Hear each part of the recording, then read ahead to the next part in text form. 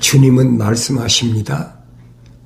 영생은 이것이니 사람들에게 유일하신 참 하나님의 아버지와 아버지께서 보내신 예수 그리스도를 아는 것이라. 내가 삶이 영생의 목적이 있다면, 영원한 생명을 얻기를 원한다면 먼저 하나님 아버지를 알아야 되는데, 그 하나님 아버지는 어떤 분이냐? 사람들에게 유일하신 하나님이다. 사람들에게 유일하신 하나님. 하늘 아래는 각종 종교가 있는데 그 각종 종교에서는 하나님을 여러 가지로 설명합니다.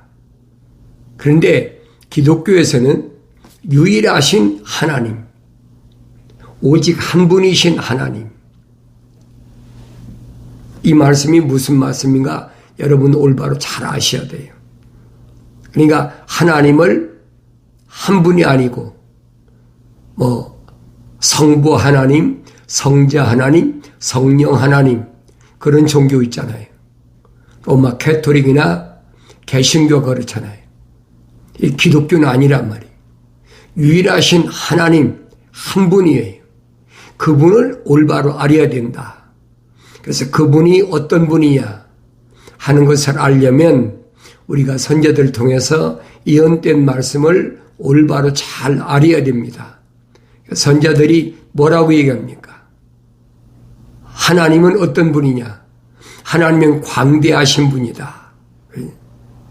왜? 우주 만물을 창조하신 분이기 때문에 하나님이 어디 계시냐? 하늘 위에 계신데 그 하늘이 어떤 곳이냐? 하늘들 위에 계시는 분이 유일하신 하나님이다. 그걸 잘 알아들어야 돼요. 그러니까 내가 믿는 하나님, 나의 아버지 하나님은 어떤 분이시냐? 유일하신 분인데 그분은 하늘들 위에 존재하고 계신 분이다. 그분을 알아야 된다는 거예요. 하나님을 잘못 알면 영생은 얻을 수 없어요. 세상엔 가짜 하나님이 많잖아요.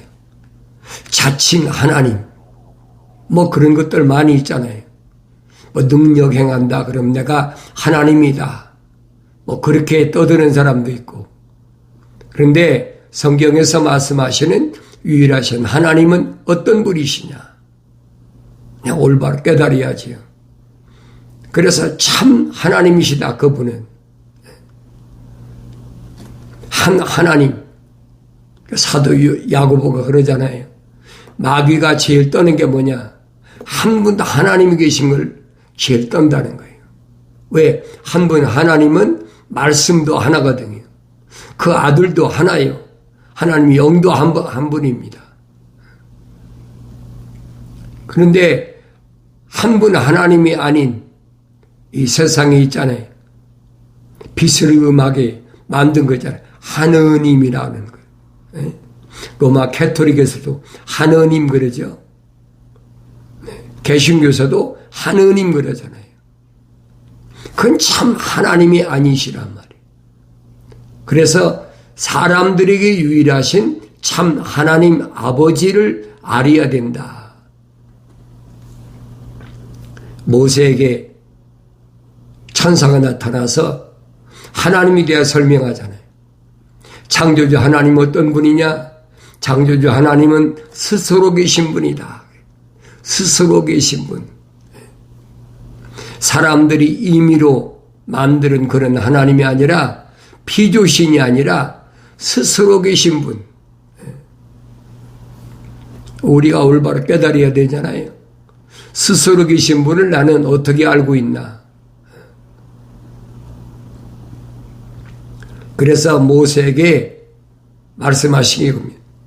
하나님은 스스로 계신 분이다. 그 하나님의 이름이 뭐냐 그러니까 천사를 통해서 뭐라고 말씀하십니까? 나는 아브라함의 하나님, 이삭의 하나님, 야곱의 하나님이다. 이게 나의 영원한 일입니다. 영원한 이름이란 바뀔 수가 없다는 거예요. 안 바뀐다는 거예요. 이게 나의 영원한 이름이다. 이 말씀을 내가 올바로 깨닫는다면 내가 혼돈하지 않지요. 그러면 나는 하나님을 알아야 되는데 어떤 하나님을 알아야 되느냐. 아브라함에게도 하나님 되시고 이삭에게도 하나님 되시고 야곱에게도 하나님 되신 이 말씀이 뭔가를 올바로 내가 깨달아야 되잖아요. 사람들은 출애굽한 이스라엘 백성을 가지고 뭐 이러고 저러고 얼마나 얘기를 합니까? 출애굽 여정이었다. 다 신의 산이 어디다. 성경적으로 나타났으니까 사도 바울이 설명하잖아요. 아라비아에 있는 신의 산에 가서 내가 3년 동안이나 거기서 말씀을 가지고 상고했다. 그러니까 이집트에 있는 신의 산은 가짜란 얘기죠. 아라비아에 있는 신의 산이다. 그러니까 우리가 하나님 말씀을 올바로 상고하지 못하면 항상 속아요. 이런 말씀들이 나한테 뭘 말씀하고 있나를 올바로 알아야 된다. 그래서 성경은 하나님께서 창조하신 창조의 원리를 알면 하나님은 어떤 하나님이냐. 아브라함이 말씀하신 아브라함아 뭐라고 명령하십니까? 고향을 떠나고 아비 집을 떠나고 친척을 떠나고 내가 내게 지시할 땅으로 가라. 내가 내게 지시할 땅으로 가래. 지시할 땅이 어딘지 하나님이 뭐 주소를 말씀하셨습니까? 뭘 말씀하셨습니까? 아니잖아요. 천사를 통해서 인도한 거예요. 천사를 통해서. 그래서 아브라함이 갈대와 우루 고향을 떠나서 또 아비 집을 떠나라고 그러니까 아브라함의 아버지 아비 데라가 어디로 이사가요? 하란으로 이사갔잖아요. 그러니까 하란에서 아버지가 죽을 때까지 기다리다가 아버지가 죽은 후에 그 다음에 가나안 땅으로 와야 되는데 그때 조카 롯을 동행했다는 얘기예요. 하나님 분명히 친척을 떠나서 너 혼자 내가 내게 지시할 땅으로 가라고 그랬잖아요. 근데 왜 조카 롯을 대동했을까? 우리가 생각해 봐야 되지. 왜냐하면 조카 롯은 아브라함의 막내 하란이 있잖아요. 갈대우르에서 죽었으니까. 그러니까 조카 롯을 혼자 놔둘 수가 없으니까 거기다가 또 아버지 데라도 하란에서 죽었잖아요. 그러니까 인정상 인정이라는 게 무슨 말인가 아시죠? 인정을 떼지 못했다는 거예요. 육신의 혈통이 따르는 게 인정이잖아요. 그걸 끊으라는데 그걸 끊지 못했어. 사람이 그러잖아요. 인정상 어떻게 그래. 애비 없는 조카 롯을 혼자 어떻게 놔두고 동행한 거예요. 동행해서 가나안까지 왔는데 가나안이 왜 흉년 들었어요? 우주 만물을 창조하신 하나님이 가라고 명령하신 가나안이 왜 흉년 듭니까? 여러분 생각해 보셔야지. 그럼 가나안이 흉년 들었으면 하나님께서 고향 친척 아비 집을 떠나서 내가 네게 지시할 땅으로 가라고 그랬으니까 그러면 하나님 책임져 주셔야 될 거 아니에요. 하나님이 왜 흉년 들게 했다고 그랬습니까? 이유를 주님이 설명하잖아요. 집에서 나간 아들을 불러들이는 방법이 뭐냐? 흉년을 들게 했다. 주님 말씀하시잖아요. 그러니까 아브라함이 엄청난 시련 속에서 어디까지 갔습니까? 아브라함이 간 곳이 어디예요? 아브라함이 간 곳이 이집트까지 갔잖아요. 이집트까지 가서 갖은 수모를 겪었잖아요. 갖은 수모를 겪었어. 무슨 수모입니까? 자기 아내 사례를 뺏기는 그런 수모를 겪었잖아요. 그렇지만 하나님께서 간섭하시니까 나중에 사례를 찾아가지고 올 때 그 수치의 대가로 은금이 풍부하게, 가축이 풍부하게, 그렇게 해서 다시 가나안까지 돌아오는데 10년이 걸렸어요. 아브라함 여정을 잘 보셔야 돼요. 왜냐하면 모세에게 말씀하신 게 그거잖아요. 나는 아브라함이 하나님, 이삭이 하나님, 야곱의 하나님이다. 그럼 아브라함에게 하나님 되셨을 때 아브라함에 무슨 일이 일어났는지 우리가 생각해 보아야 되잖아요. 그냥 하나님께서 나는 모세에게 나는 아브라함이 하나님, 이삭이 하나님, 야곱이 하나님입니다. 말로만 하신 게 아니라 이 말이에요. 뭔가가 하나님께서 밝히실 일이 있으니까 말씀하신 거거든요.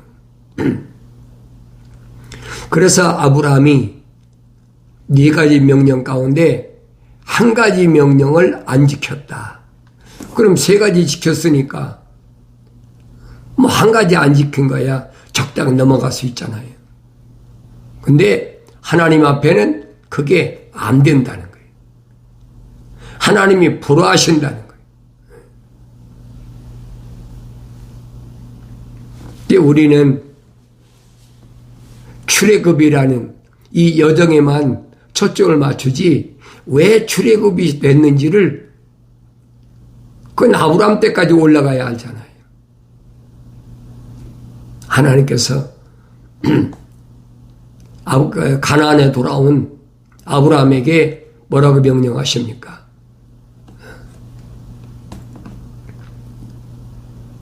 자기 조카를 이제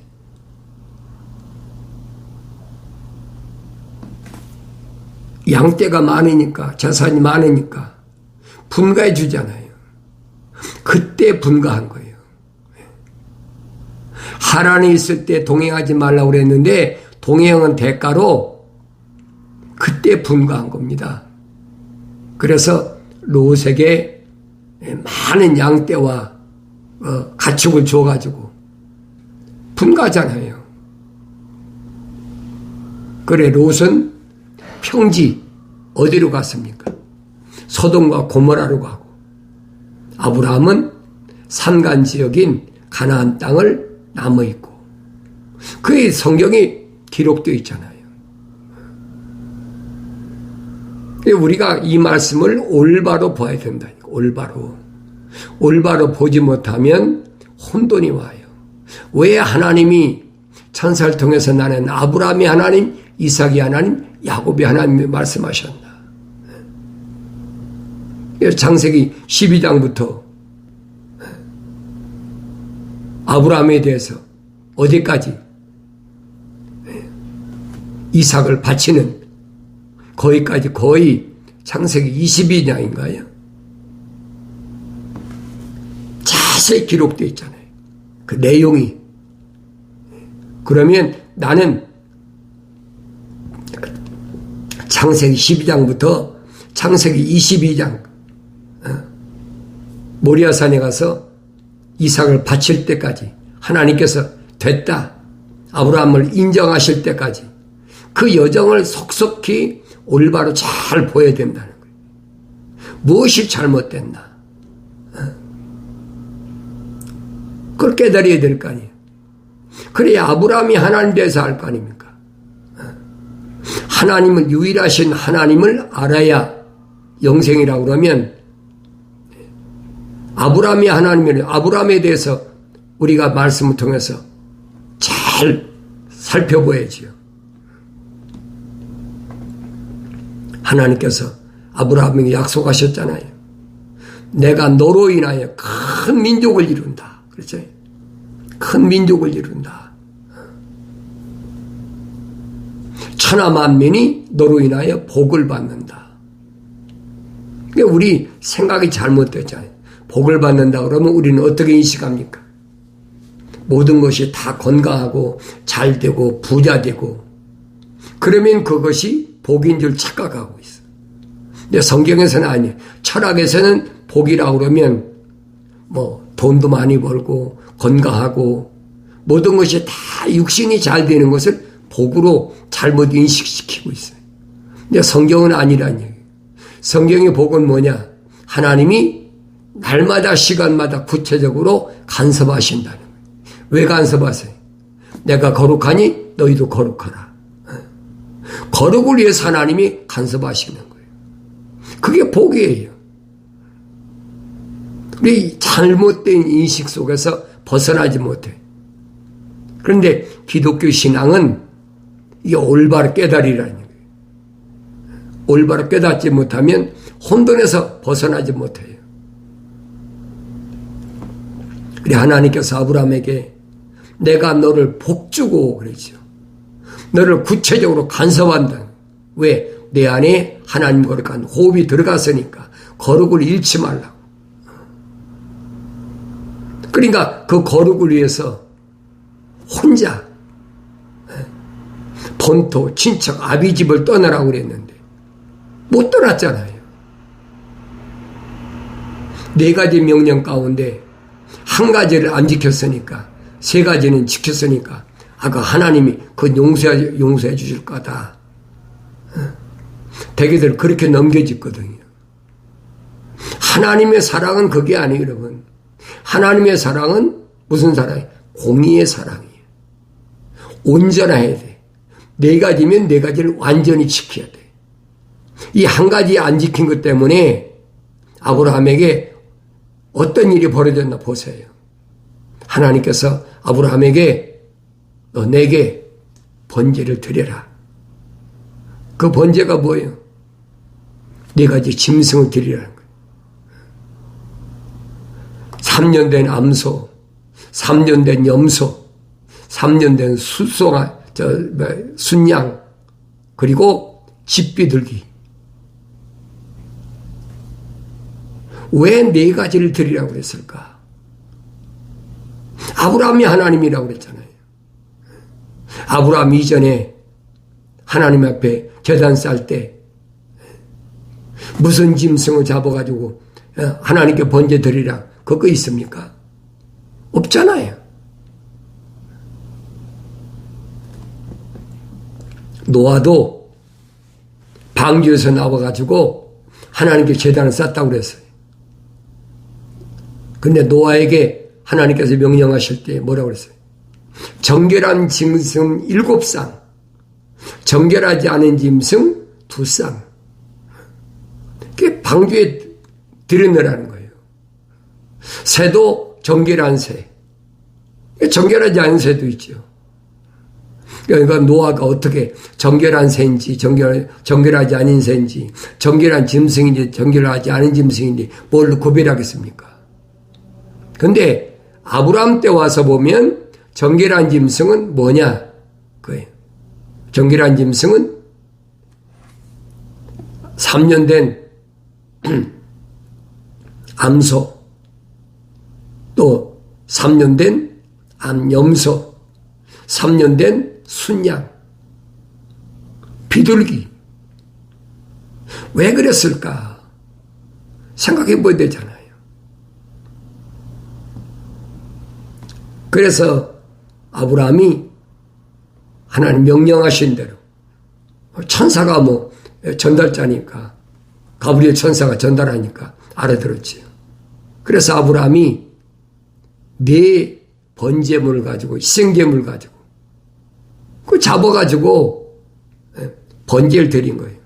그런데 소나 염소나 양은 각을 떠서 그렇게 드렸는데 비둘기는 그냥 놔뒀다. 통째로 놔뒀다는 거예요. 그러니까 하나님 명령한 대로 제물을 드렸는데 하늘에서 솔개가 계속 채가려고. 그러니까 아브라함이 그 솔개를 쫓다가 지쳐가지고 잠이 들었어. 잠이 들었는데 흑암이 덮였다. 하나님께 제물 드렸는데 어떻게 흑암이 덮입니까? 생각해 보세요. 흑암이 덮였다는 건 무슨 말입니까? 어둠의 권세가 찾아왔다. 어둠의 권세가.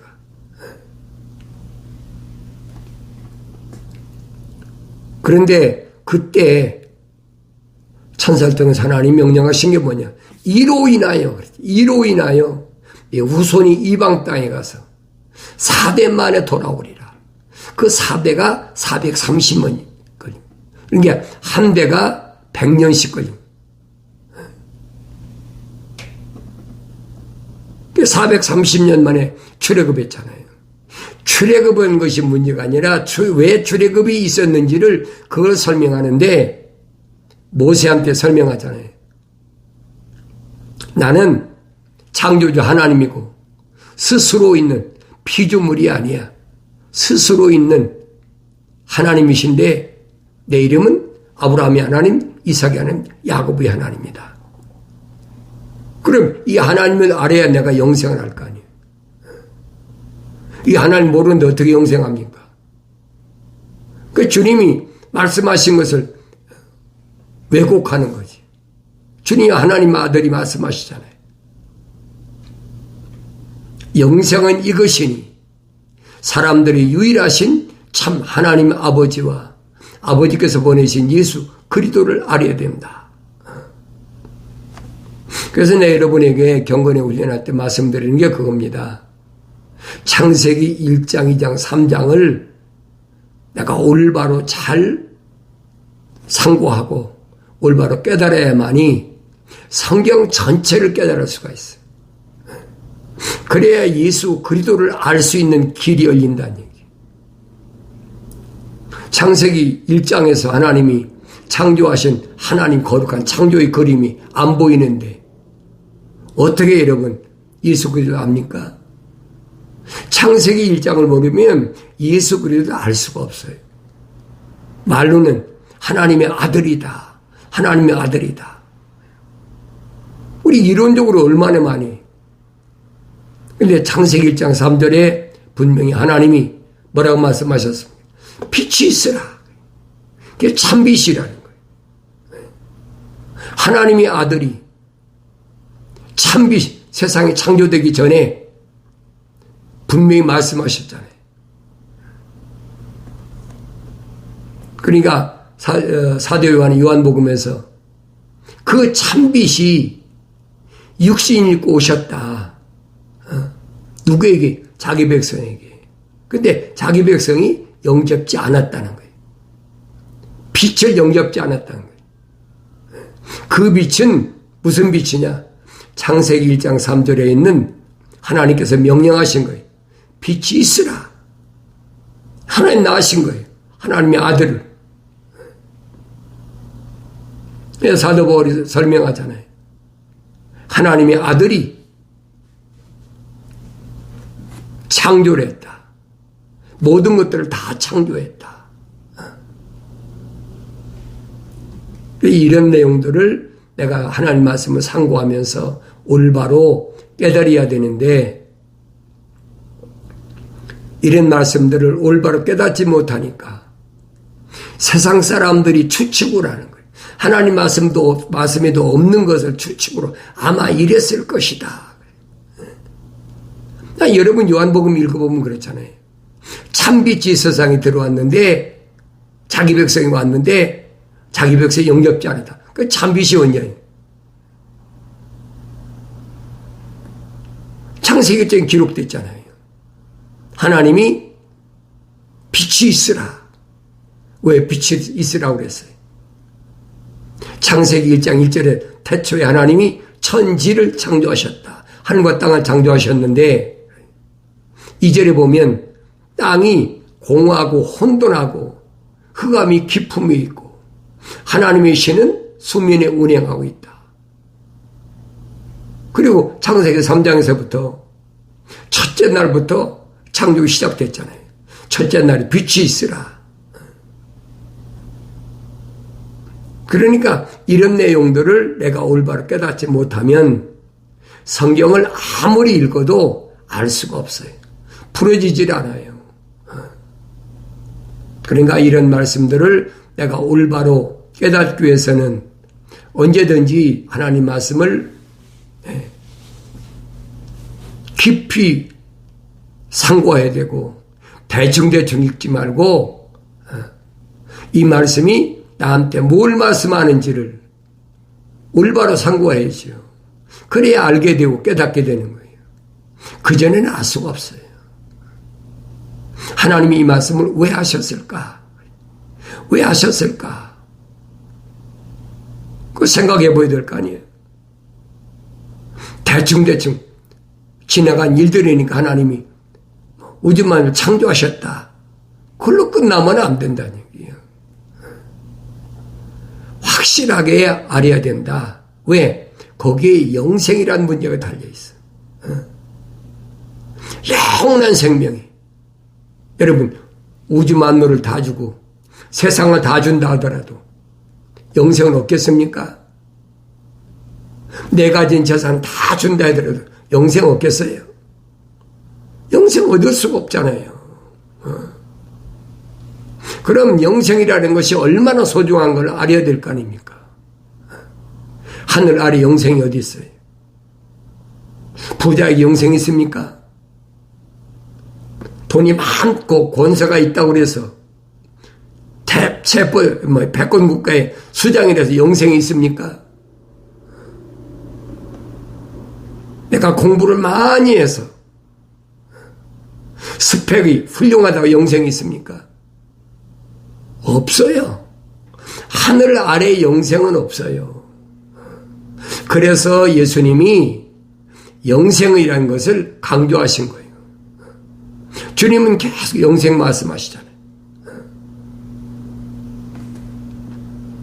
영원한 생명은 아무나 얻는 것이 아니다. 아무나 소유하는 것이 아니다. 영생의 주인이신 하나님의 아버지를 올바로 알아야만이, 그 하나님의 아버지께서 어떤 계획을 세우셨는지를 올바로 깨달아야만이 내가 영생을 얻는다. 그러면 영생이 뭡니까? 영원한 생명은 거룩이에요, 거룩. 거룩의 완성이에요. 하나님께서 말씀하시죠. 내가 거룩하니 너희도 거룩하라. 거룩이 완성돼야 돼. 그럼 거룩이 뭐냐? 거룩이 뭐냐? 거룩이 뭐예요? 거룩이란 말은 하늘 위의 것과 하늘 아래 것이 나눠진 것, 이거예요. 그래서 첫째 날 하나님께서 빛이 있으라 하셨는데 그 빛이 어둠과 나눠졌잖아요. 그게 거룩이에요. 그러니까 첫째 날 빛이 있으라 하신 다음에 뭐가 있었어요? 둘째 날 보니까 궁창 위의 물과 아래 물이 나눠졌잖아요. 그게 궁창 위의 물이고 궁창 아래 물이 뭐냐는 거예요. 셋째 날에는 어떻게 해요? 궁창 아래 물이 물을 한 곳에 모으니까 육지가 나타났다. 그러니까 그 육지에서 각종 나무나 씨 맺는 열매 맺는 나무, 그 셋째 날이잖아요. 넷째 날은 뭐예요? 일월 성신, 하늘의 해, 태양, 달, 별, 이게 넷째 날 창조하신 거잖아요. 그러니까 첫째 날 창조하신, 창조로 태어나신 하나님의 아들 참빛이 나눠놓다. 다 거룩한 것과 거룩히 아는 것을 나눠놓으셨단 말이에요. 그러니까 이런 부분을 내가 올바로 깨달아야만이 창조주 하나님 거룩한 뜻을 알게 되고, 주님이 왜 제자들에게 내가 먹을 음식은 너희들이 알지 못하는 음식이 있다. 그건 뭐냐? 하늘에 계신 하나님의 아버지의 뜻을 행하고 그리고 그 뜻을 완성시키는 것이다. 사도 바울이 설명하죠. 하나님 뜻은 이것이니 너희 거룩합니다. 거룩의 완성이 뭐예요? 성령 받아야 거룩이 완성되지요. 거룩한 호흡이 들어간 사람은 living soul, 하나의 살아있는 혼이 됐다면 그 사람이 성령 받아야 완성되는 거예요. 성령 받기 전에 완성이 안 되는 거예요. 이 하나님의 큰 거룩한 창조의 그림을 올바로 볼 수 있는 것이 그것이 하나님의 거룩한 사랑의 호흡으로 창조된 조성된 사람이 책망을 받고 돌이켰을 때 하나님 약속하신 내 영을 부어서 내 말들을 알게 하리라. 이 약속은 바뀔 수가 없어요. 어느 시대든 바뀔 수가 없어요. 세상 끝날까지 안 바뀝니다. 그래서 하나님 말씀을 뭘로 드려? 책망을 드려야 돼. 아브라함이 책망하실 때 들었어야 될 거 아닙니까? 그게 무슨 말인가 알아야 되죠. 그걸 깨달았을 때 나도 하나님의 거룩한 사랑의 호흡으로 조성됐다면 말씀을 책망으로 받고 돌이킨다는 말은 회개한다는 얘기. 하나님께서 말씀하시죠. 내게로 돌아오라. 내게로 돌이키라. 그 말을 원문엔 메타노에오 그랬어요. 메타란 말은 방향전환, 돌이키라는 얘기. 내 생각과 마음과 삶의 가치관을 하늘 아래 땅에서 하늘 위로 하나님 쪽으로 바꾸라는 거예요. 이 말씀을 올바로 깨달을 때 나는 책망받는 것을 하나님이 나를 사랑하시던 증거다. 주님 말씀하시잖아요. 내가 사랑하는 자마다 책망하고 징계하노니. 그러므로 열심을 내서 회개하라. 이 말씀을 마음속에 깊이 간직하고 언제든지 하나님의 명령을 순종함으로 승리 기쁨이 있는 복된 삶을 영위하기를 바랍니다.